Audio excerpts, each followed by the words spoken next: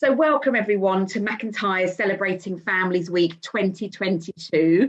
And today we are joined by Christine Towers from Together Matters. And Christine is going to bring to life the Planning Ahead guide and just share information about working and what that can look like and feel like. So without further ado, I'm going to hand over to you, Christine. Thanks very much, Nicola. So I'm going to be talking about a new guide from Together Matters, which is called I'm Thinking Ahead, How to Be Part of the World of Work. So just to tell you a little bit about Together Matters. Sorry, my screen isn't moving on.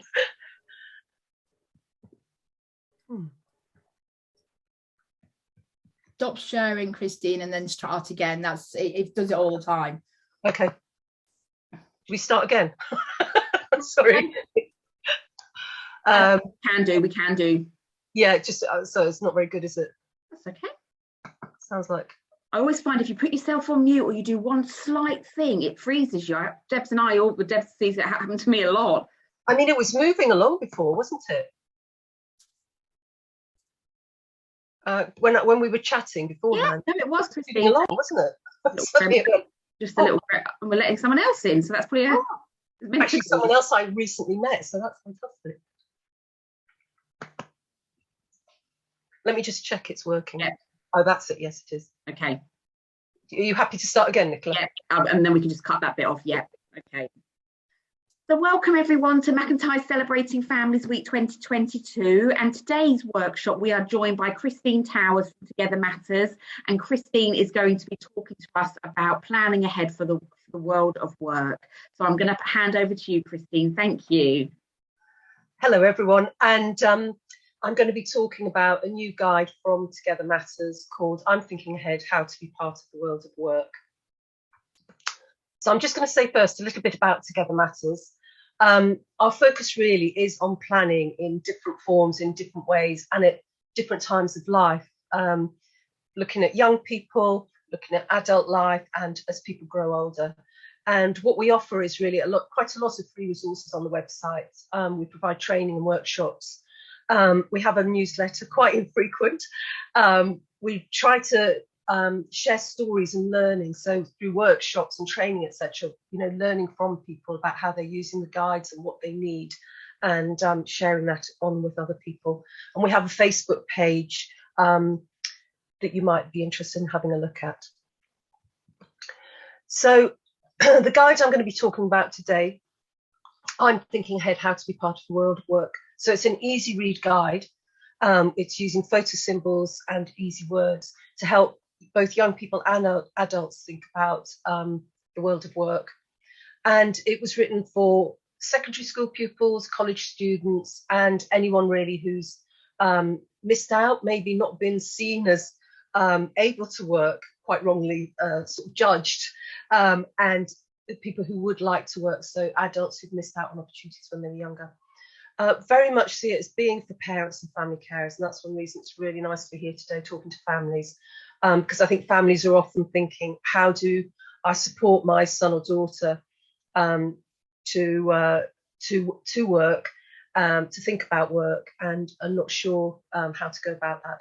And also for anyone really supporting people around work, such as teachers, social workers, careers advisors, personal assistants, support workers.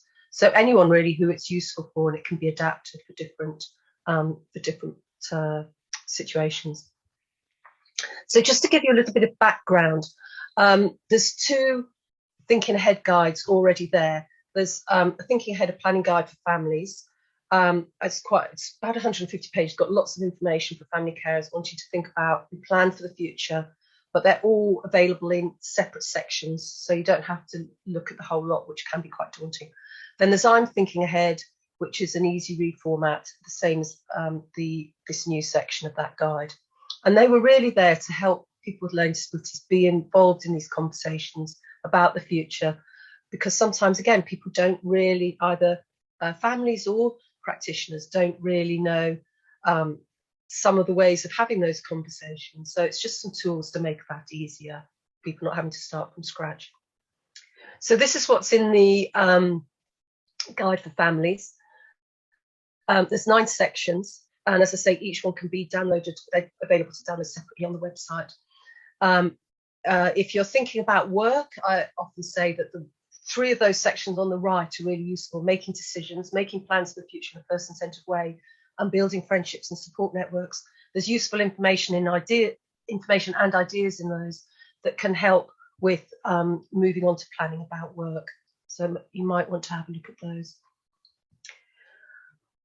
Lots of parents have been using Thinking Ahead and really like it when they discover it. And this is a quote from a parent who used it.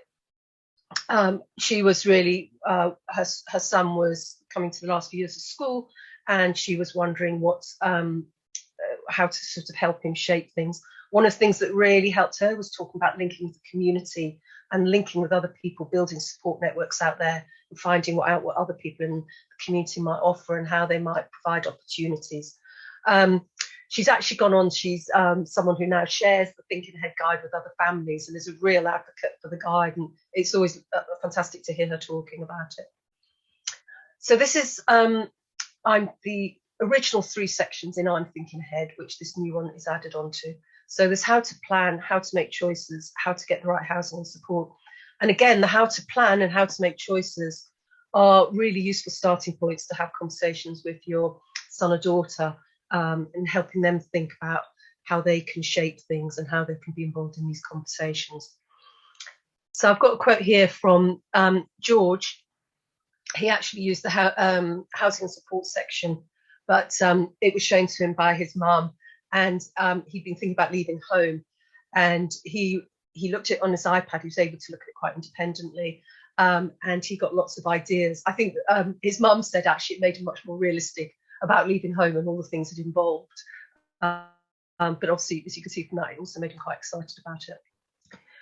So to talk a bit more about the guide, I was very aware that, we talk about how few people with learning disabilities get into work. We do have services there, but I mean, they're quite limited in, their resources. It felt, when I was talking to people about planning the future, there weren't enough conversations happening about work. So one of the ideas of it was really to get people thinking and talking about work, and actually making sure that happened much earlier in people's lives. When I was talking in colleges, often they were saying, well, we kind of start to talk about this in the last year at college. We're talking about this too late, aren't we? And yeah, it felt very apparent. It just needs to be much more part of our everyday conversations, and that then hopefully we see work as a natural progression from education. One of the other things to actually generate interest in work, seeing the benefits of working, seeing it as a real possibility, seeing it as exciting, and that there are individual solutions to work. We can think of work as just one block thing, work, but actually, going 9 to 5 to a job somewhere. But actually, there's lots of ways of adapting work and ideas around work. And also just helping people to realise that this early sort of planning and thinking can really help to create work opportunities. And I think I see that specialist employment services are only part of the picture. Getting into work isn't just about getting, referred to a specialist employment service, but actually there's lots of work that can just be done much more informally, and that will really increase people's opportunities to get into work. So similar to that, just changing practice about work, it really aims to give some structure. And I think particularly for families and practitioners not trained in career guidance, it's giving lots of ideas about having conversations, suggesting tools that are helpful in planning, and lots of ideas around connecting with a wider group of people about work. So we broaden out. We're not just thinking about learning disability services. We're thinking about what is work out there in the community and how do people make much more connections with people to help create work opportunities. So there's a real focus on tapping into existing connections, building links with the local community, and getting to know about what the local work opportunities are out there. Sometimes it's referred to as knowing your labour market, but it's knowing, what jobs do people do in my local area, and often close to home is easier to work because you remove one of those difficulties about getting to work. And the other thing that was talked about a lot was that people weren't really coming to meetings such as EHCP meetings or reviews with very little sort of language and understanding of what work might look like for them. So it felt if both a young person or an adult and their family were able to have already thought about that and tried things out, they'd come much better informed and much more in a position to shape things. So, I mean, I think one of my the big things I often say is I think work, there's so much partnership working that needs to happen to help people find work and find new opportunities for work.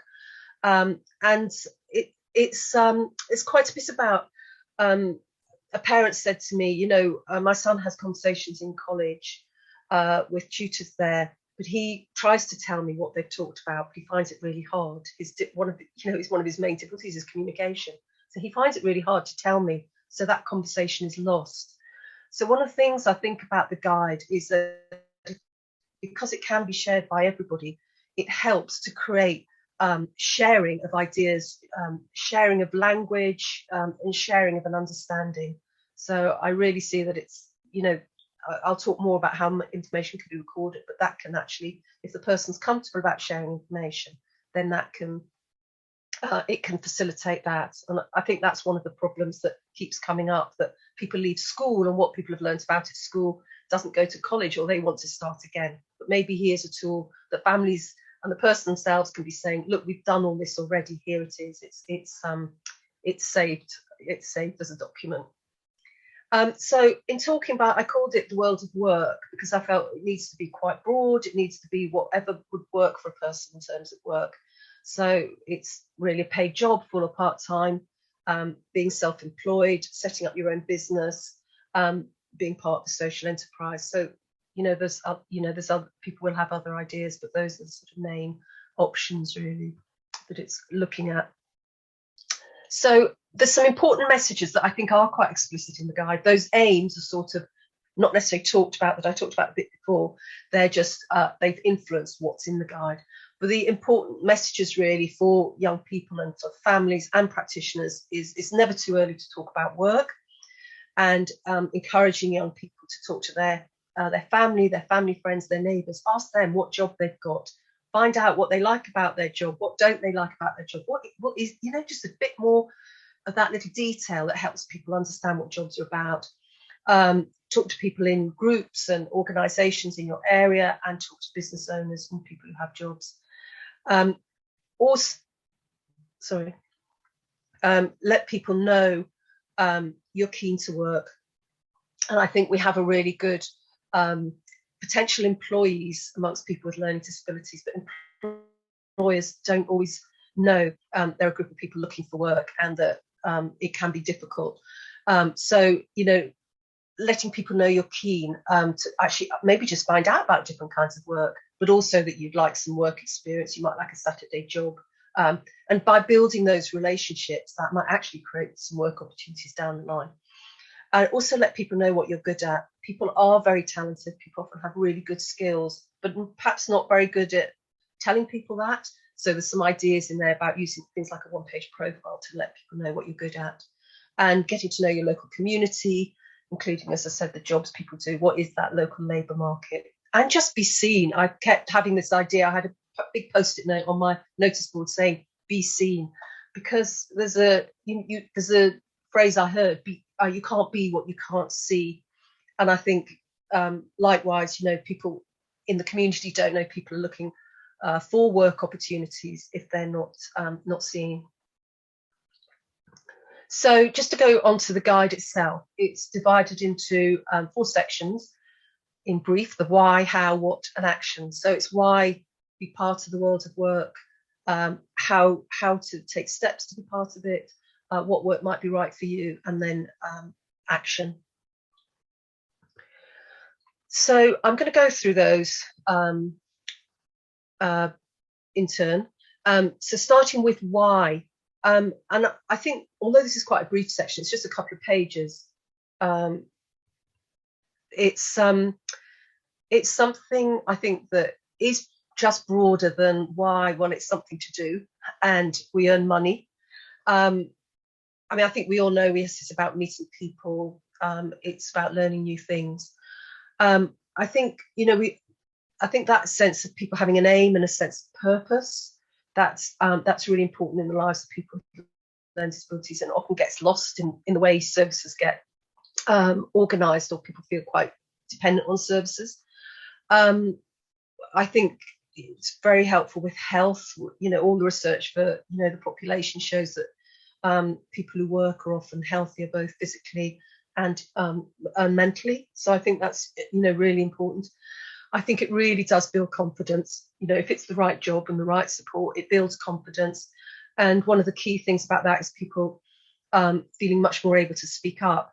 And I don't think that's just about at work. People take that outside of work and feel more confident to talk about when things don't feel right, or they want some changes to be made in their life. And in all the planning I do with families, people, one of the main concerns is who's going to do this kind of thinking and overseeing and worrying in a way that I do when I'm no longer here. And I think one of the things is people build up that confidence about speaking. It's a really valuable skill for people to feel my voice will be heard. If I speak up, I will be listened to. And I think that is one of the things we do. Again, in a good workplace, that's, we kind of learn that. We get confident about speaking up and sorting out problems. So this is the second page of Why Work, and it's just to give you a sense of, so there's often in the guide, there's some information in easy read, and then there's a template to fill in. So this is the template. Sorry, my slides keep going forward. This is a template for the Why Work. So it isn't a template that would work for everyone, but the idea is there, and people could adapt it for what someone would understand. But the thing I really want to say about it is that, so there's two versions of the I'm Thinking Ahead About Work, but there's also, of all the guides I've talked, all the Thinking Ahead and I'm Thinking Ahead guides, there's two versions. So there's a version that works well to read on screen, to print. And then there's another version that it's to download, you save it, and then you can write in the text boxes. So this would be a tick box in these boxes that you see there, but other templates will have space to write in them. So they vary, but you download that version and then you can record this information. I think that's going back to what I was talking about, sharing. It's really helpful in terms of sharing. It's obviously easier to update a sort of electronic document, and it's easier to send it to someone and other people to maybe add their thoughts and things like that. So it's really worth holding on to that, there's these rewritable or interactive versions that they're called. So to move on to the how, this is talking about the steps that someone can take to prepare for work. And it's divided into 4 steps. Find people to help you, get to know your local community and businesses, learn skills that are useful when working, and try things out. And for what I've already said, you can see that those are the kind of steps and ideas that I've been talking about. So people who can help you, it's promoting various ideas. But I mean, one of the things I think, particularly with our first jobs, is that we get help from our family and our friends. People give us a leg up. Often that first opportunity is a bit opportunistic. We talk to the right person. So it's really saying that is fine. Use those leg ups that you can find. And I think that's probably something that families are in a really good position to do. It also talks about thinking about your interests and skills and finding people who share that, because you might well then be helping to find work that does build on your interests and skills. And it all kind of leads on to the idea of building circle of support that can help you find work. It could help you to maintain your work, and one of the other things in the guide, so I'm going to be talking about all the easy read information, but at the back, there's 3 more sort of topics that it goes into, and there's more information about them. So one of those is a circle of support for work. So I'll talk a little bit more about that later on. So the next section is get to know your local community and businesses. And for me, this is, I think, what we really are not doing enough of. It's something if we could just think about this more, I think it's a way to really help create more opportunities. So this is the introductory page with sort of ideas about that. And then it goes on to ideas about getting to know your community. So one of the ideas in here that people are really liking is the idea of community mapping. And again, that's a topic that there's more information about at the back, not an easy read, but to help families or practitioners use that to think about, what actually happens in my community, what are the places I know already, what are the places I like the look of, how can we find out a bit more? It's all about using your library and community centres as a resource to find out about what's going on, which might help with community mapping, or using social media like Facebook, local Facebook pages, and finding things out. But also, now we're kind of getting past COVID. It was a bit difficult a while ago, but going out and about and meeting people and looking for opportunities. So then this is connecting with your local businesses, and again, more ideas, looking for disability competent employers, finding out who they are maybe.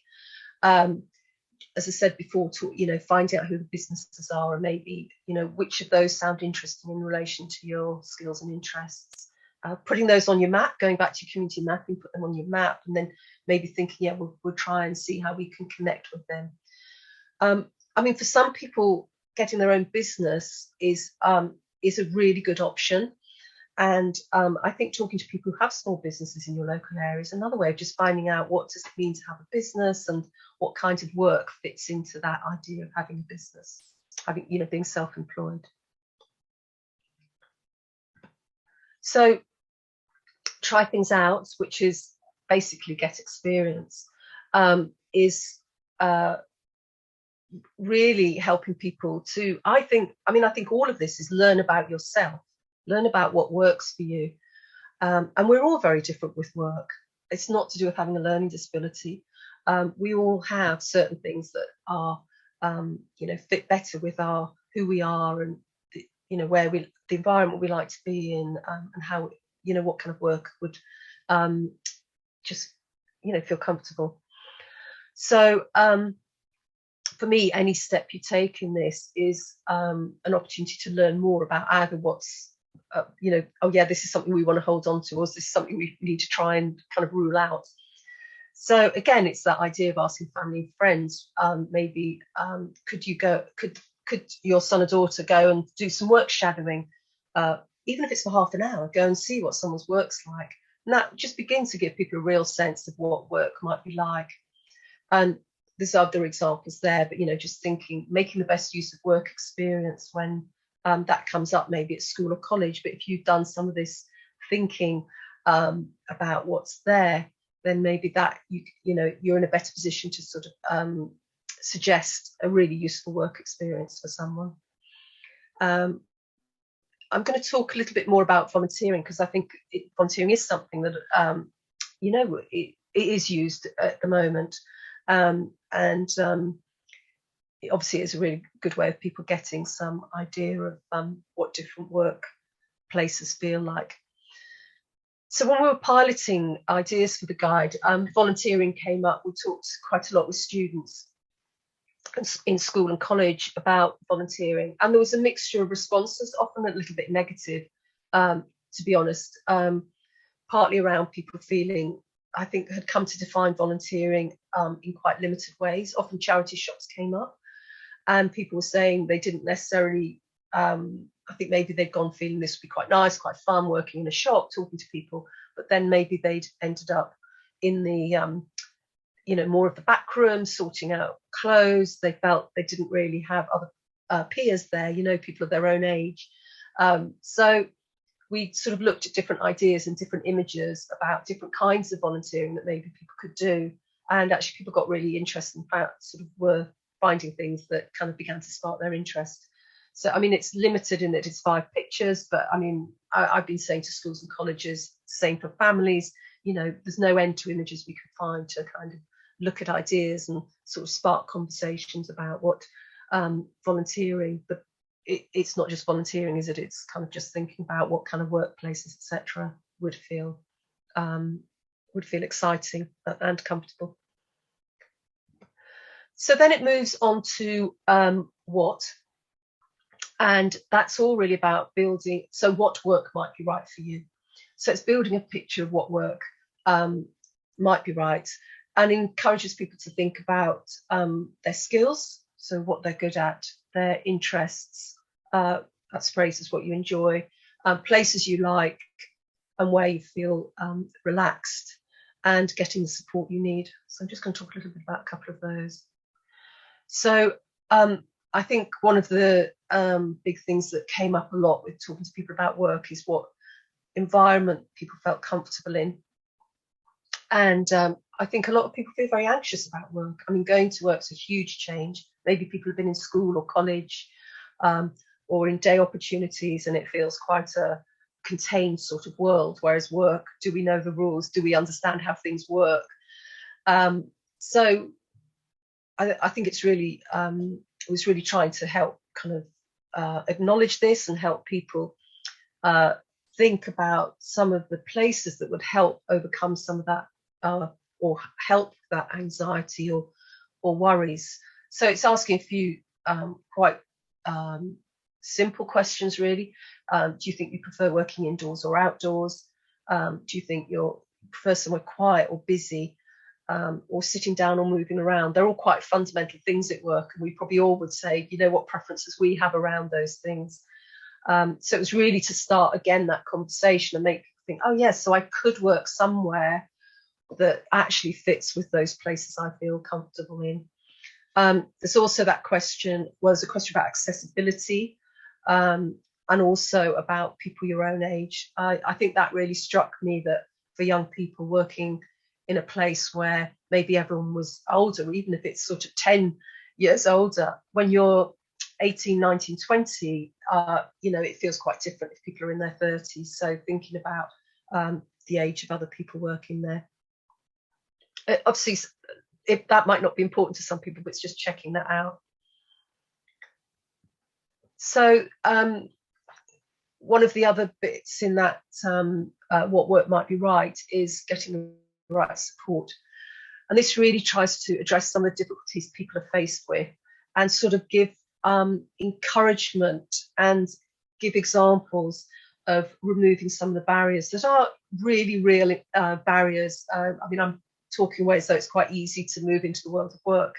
There are lots of barriers, there's lots of hurdles, lots of difficulties that people will want and need to sort out.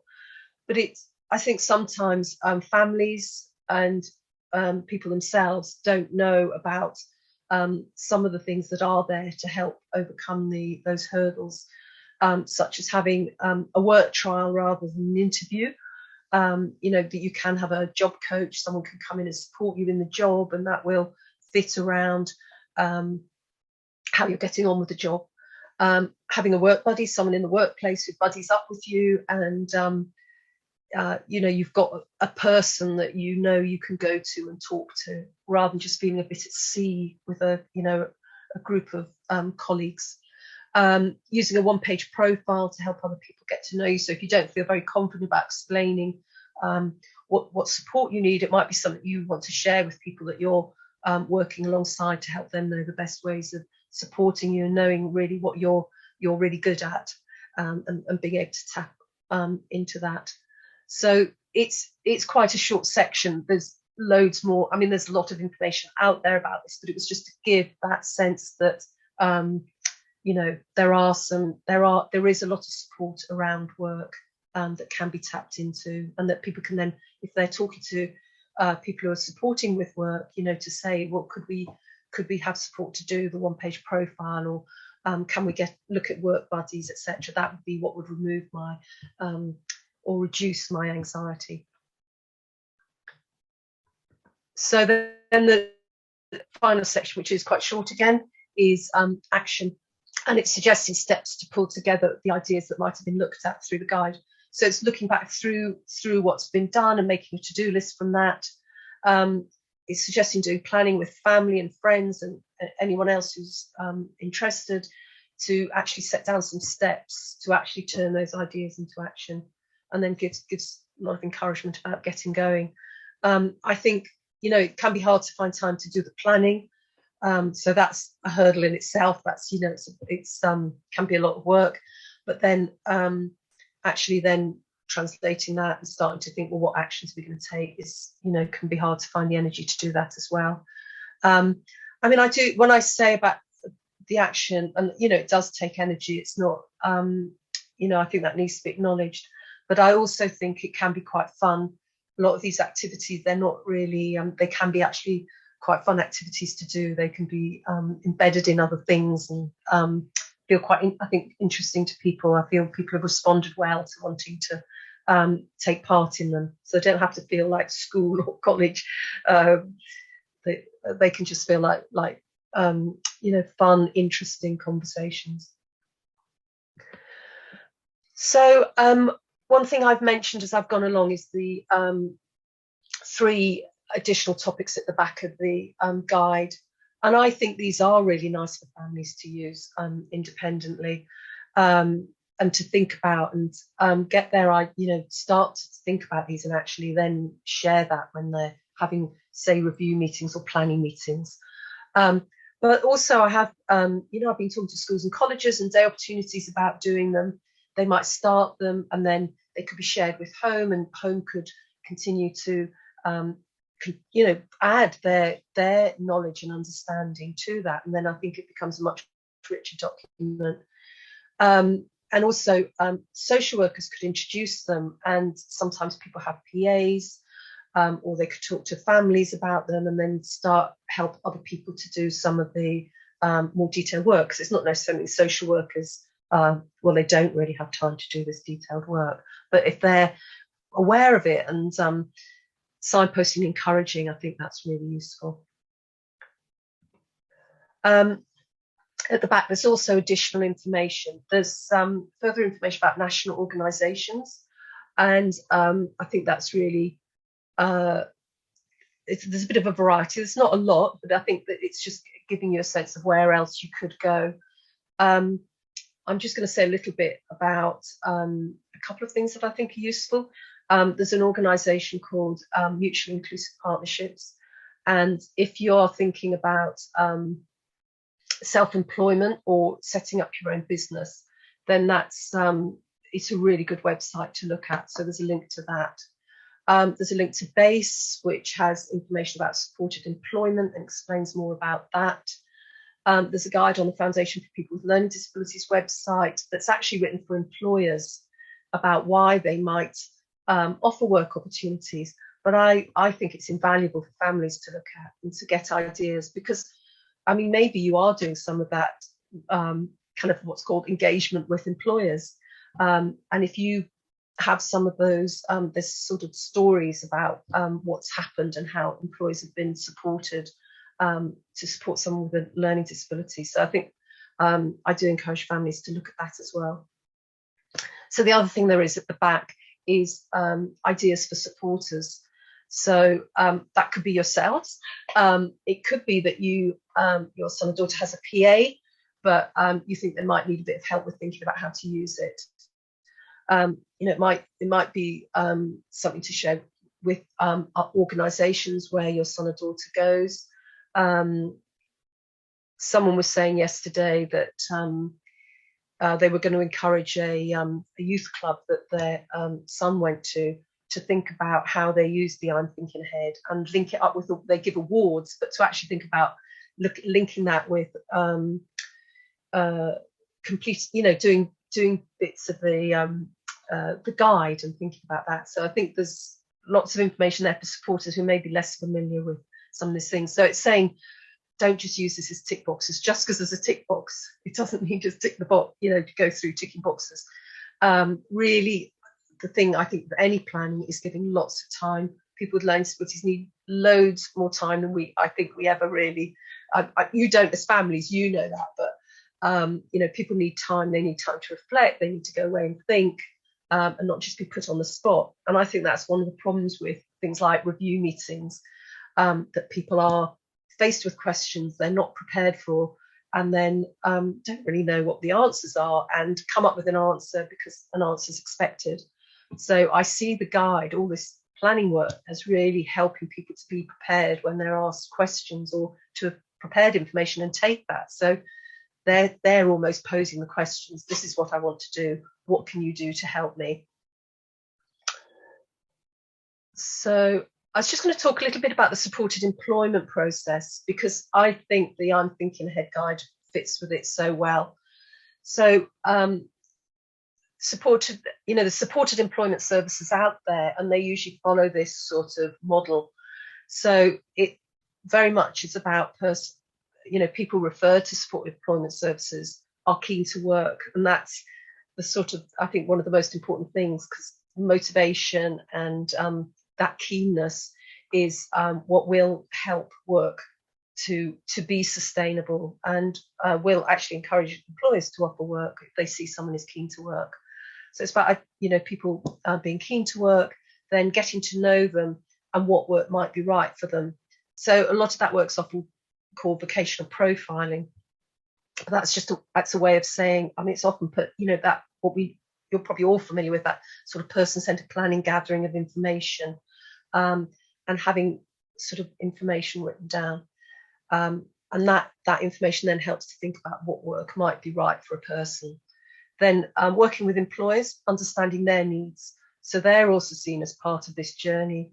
And then those two bits of information coming together to job match. So it's the right person in the right job. And then offering in-work support for employees and employer, importantly, that's there for both people. And then having ongoing contact and support as needed. So if you think about what I've talked about, I see the guide really is encouraging people to be keen about working, and understanding what their motivation might be, understanding what they might get from it. And and in terms of if someone was to go along to supported employment service and be getting supported by that, then they will go more knowing more about themselves. So I think I see the I'm Thinking Ahead guide as really helping people to understand themselves, so they're more able to give that information to people who are trying to find out about them. So I hope that makes sense. I think it's discovering who you are and what work might mean to you, and that helps you when you're part of the what might be called vocational profiling, but people getting to know you and finding out what work might be right. Obviously, that job matching, the more work that's been done, some of these ideas within the guide really help with that idea of the right person in the right job, and being much more aware of support you need, but in being able to ask for the support you need and being aware that support can be adapted as you need it. I just want to say a little bit about Essex County Council. What they've done is fund a local version of I'm Thinking Ahead About Work. In fact, the idea for the guide came out through conversations in Essex. So all that is the same guide, but it's actually got an appendix that's got local organisations and services. So I mean, the reason I'm saying that is, you might live in an area where you could see this being really, the guide really being invaluable, and you actually think a local version might be useful, and you might want to suggest that in your local area. And the other thing we've been doing is providing training for social workers and schools and colleges and support employment service and careers advisors about using this guide, and that's been done